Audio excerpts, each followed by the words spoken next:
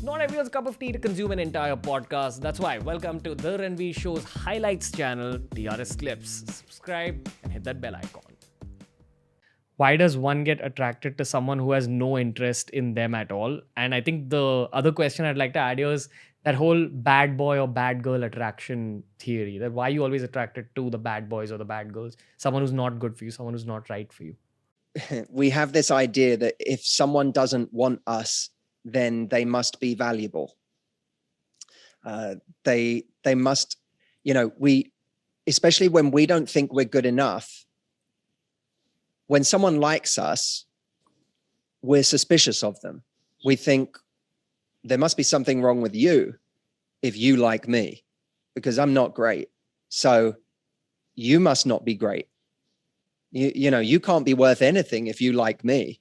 Let me go and find someone who's worth something. And who do I think is worth something? The person who doesn't notice me, the person who doesn't want me, because I don't think very highly of myself. So if you don't notice me, you must be pretty cool. You must be onto something. So then we start chasing that, because it becomes that idea that if I could just get this person, I would be enough. That would prove that I could be enough. This person's validation becomes the key that unlocks my confidence, which of course is completely the reverse of what's true. That this person, if this person fell for you, it wouldn't unlock your confidence. All it would do is unlock more insecurity, more anxiety, because now you get that person and you still don't feel good enough, and you're spending every waking moment terrified you're going to lose them. So someone not liking us, someone that we really like suddenly liking us is not going to unlock our confidence. And we get attracted to the bad boy, the bad girl, partly because of what we just said, right? If we can get this person to fall in love with us, then I'll be somebody, They don't want me. They're hard to wrangle. But if I could, then I'd be good enough. And some of this stuff comes from childhood. And, there's that idea that we're trying to get closure on some story from our childhood. I didn't get it from my dad. So if I can get it from this person, then it will show that I was good enough for my dad, that I could have had my dad's love. I'm completing a story that never got completed in my mind. We're still allowing some person in our past to play God over our current decisions and trying to give ourselves a sense of finality over that. But of course, that's when we do that, we forget that those people that we're trying to still win the approval of, they were very flawed human beings, and that they're not God. They were just people.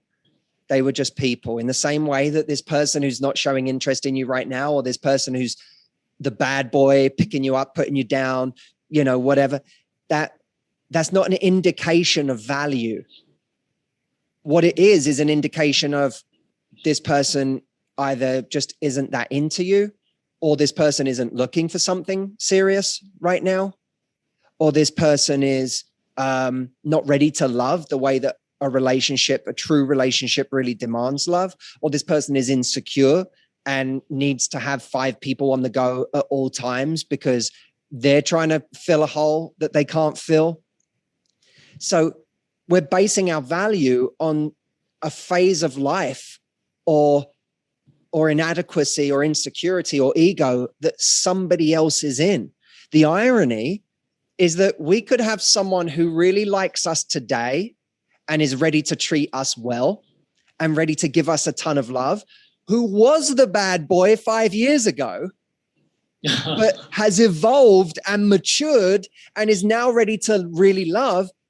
But that person's ready to give us a kind of unironic, unsarcastic, pure love. And we go, something's wrong with this.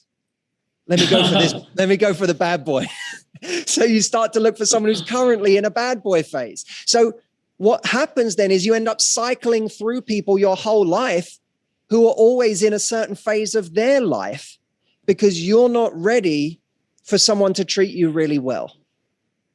Even if one, you know, you're like, oh, but I really like someone with an edge. Well, maybe that person was that person, but they've grown up.